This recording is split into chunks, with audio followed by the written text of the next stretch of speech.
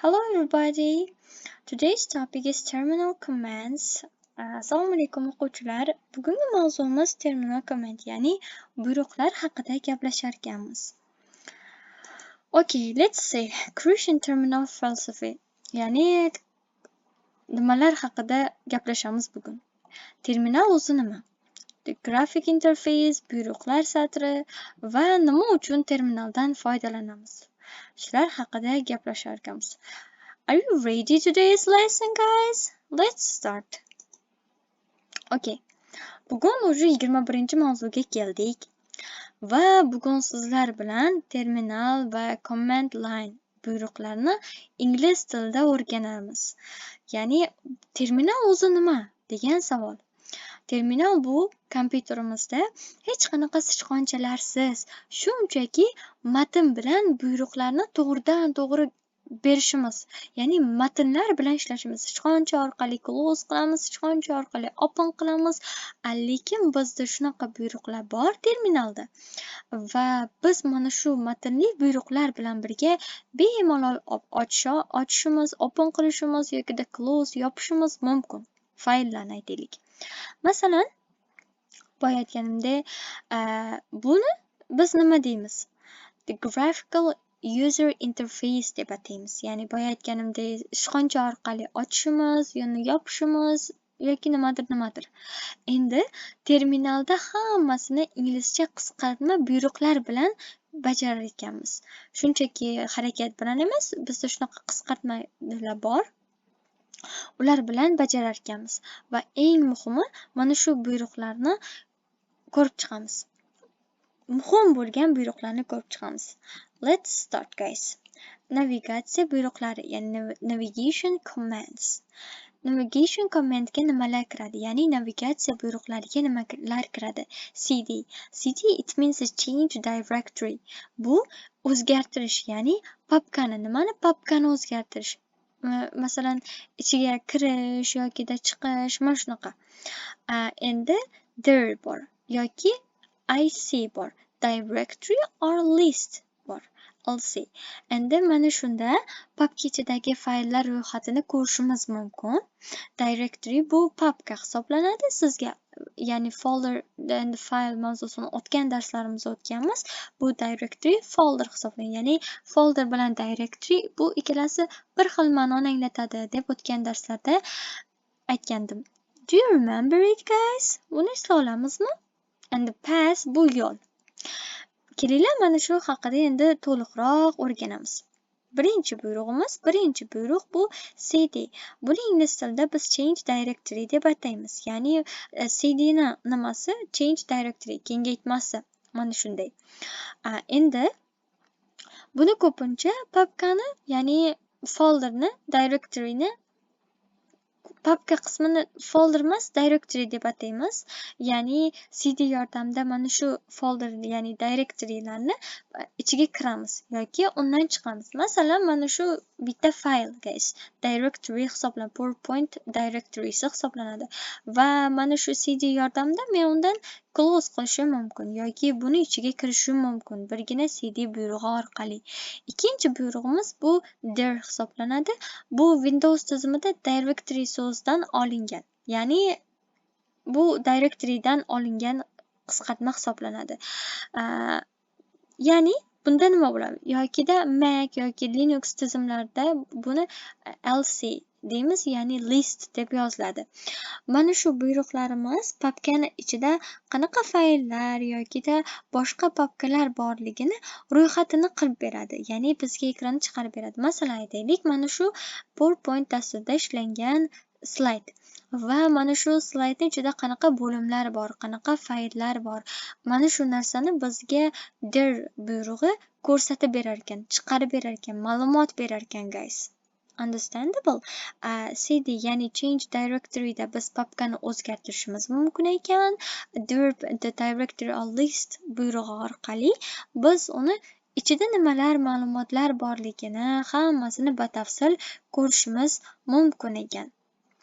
Endi file va papka yaratish, ya'ni file and folder creation, guys. The make dir bu make directory, ya'ni yangi papka degan ma'noni anglatadi. Yangi papka yaratish. O'zi make so'zi yaratish, ya'ni nimadir qilish degan. Directory bu papka, boya aytganda folder. Endi touch bu yangi bo'sh joy, ya'ni fayldagi bo'sh joy yaratish hisoblanadi. Create bu yaratish, remove o'chirish. Kelinglar bu so'zlarni ham yaxshilab o'rganamiz. You should learn that kind of words by heart, guys. Bu so'zlarni siz bilishingiz kerak. Menimcha bilasiz ham. Bilmaganlar, bilganlar qaytalasin, bilmaganlar lug'at sifatida yozilsin. Create yaratish, something nimadir yaratish, remove o'sha narsani o'chirish hisoblanadi. Endi mana shu make there bilan the touch qanaqa buyruq ekanligini ko'rib chiqamiz. Okay, bu make directory so'zidan olingan. Make yaratish, ya'ni tayyorlash degan ma'noni anglatadi. Sichqonchani tugmasini bosganda sozdать papka, ya'ni yangi papka yaratish, qo'shish degan buyruq chiqadi. Buni o'rniga sichqonchasiz shunchaki terminal orqali biz make there deb yozsak, yangi papka paydo bo'lar ekan. Siz buni uyingizda practice qilib ko'rishingiz mumkin, guys. Endi keyingisi, agar bizga papka emas, shunchaki yangi fayl, masalan index, html yoki script shunaqa kerak bo'lsa, biz uni touch buyrug'idan foydalanar ekanmiz. Touch so'zi ingliz tilida tegish, teginish degani, lekin terminalda esa faylga tegish orqali uni 1 soniyada yaratish mumkin ekan. Okay? Endi the package management, ya'ni paketlar bilan ishlash. Kelinglar qanaqa nimalar bor ekan. npm, ya'ni no package manager, ya'ni tayyor kod papkalarini boshqaruvchi hisoblanar ekan. npm install, it means loyihaga kerakli paketlarni yokida kutubxona, ya'ni bo'limlarni yuklab olish. Install so'zi o'zi o'rnatish degan ma'noni anglatadi. Biz bu narsani avvalgi darslarimizda o'tganmiz. Qanaqadir app, qanaqadir sayt, qanaqadir programma, uni install qilishimiz bu o'rnatish hisoblanar ekan. Mana ko'rdingizmi, o'tgan darslarda o'tgan so'zlarimiz hozir уже kelyapti. Yuqorida darslardagi so'zlar уже keyingi darslarimizda kelyapti. Shuning uchun hech qaysi darsni skip qilmasdan hard qilib o'rganishimiz kerak. Chuqur o'rganishimiz kerak. Dependency bog'liqlik yoki kutubxona degan ma'noni anglatadi. Kelinglar endi mana shu narsani ko'rib chiqamiz. Dasturlashda ko'p narsani noldan yozmaymiz, tayyor kodlardan foydalanishimiz mumkin. Masalan, JavaScript olamida biz buni npm, ya'ni no package manager deymiz. Manager bu boshqaruvchi hisoblanadi. Umuman hammamiz bilamiz, manager boshqarish bo'lsa, manager bu o'sha narsani boshqaruvchi shaxs, manager hisoblanadi, boshqaruvchi hisoblanadi. Loyihamizga biror bir tayyor dasturni yuklamoqchi bo'lsak, biz unga npm install buyrug'ini berar ekanmiz. Nimanidir yuklash uchun. Ya'ni install degan buyruqni sichqoncha orqali bosishga hojat yo'q. Shunchaki npm install deysiz, bu o'rnatiladi. Install so'zi boya aytganimdek o'rnatish degani va buyruq butun dunyodagi dasturchilar har kun ishlatadigan eng mashhur terminal buyruqlardan biri hisoblanar ekan. Ya'ni install buyrug'i, npm install buyrug'i juda ko'p qo'llanadigan qism hisoblanar ekan, guys. Demak, kelinglar endi uni umumiylashtiramiz. Bugungi mavzumizni umumiylashtiramiz. Terminal buyruqlarini ingliz tilidan iborat. Ya'ni har bitta terminaldagi har bitta buyruq, qisqartma so'zlar hammasi ingliz tili. Boya aytganda the k bor, bu make degani, npm bor, yana nima bor, the list bor, director bor, mana shu hammasi ingliz tilidan olingan so'zlar. Umuman bu narsani ko'rganda qo'rqmasligimiz kerak. Ya'ni xatolar matnni ingliz tilida o'qishni o'rganishimiz kerak. Bu shunchaki oson, guys. Xulosa qiladigan bo'lsak, terminalda xuddi biz ingliz tilida gaplashadigan yordamchiga o'xshaydi. Ya'ni terminal shunchaki bir yordamchi hisoblanadi.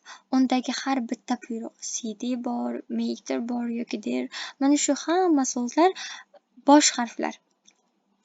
Inglizcha so'zlarni bosh harfi. Make ni m, k, masalan cd ni cd, like this one.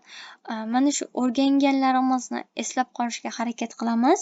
Keyingi darslarimizda boshqa mavzularni o'rganamiz. Shuning uchun har bitta darsni o'z vaqtida ko'rib, berilgan topshiriqlarni, berilgan testlarni hammasini bajarishga, amaliy bu narsalarni, o'rgangan narsalarimizni amaliy ko'rishga, amaliy bajarishga harakat qilamiz. Chunki shunchaki o'rganish bilan biz to'liq anglolmaymiz bu jarayonni.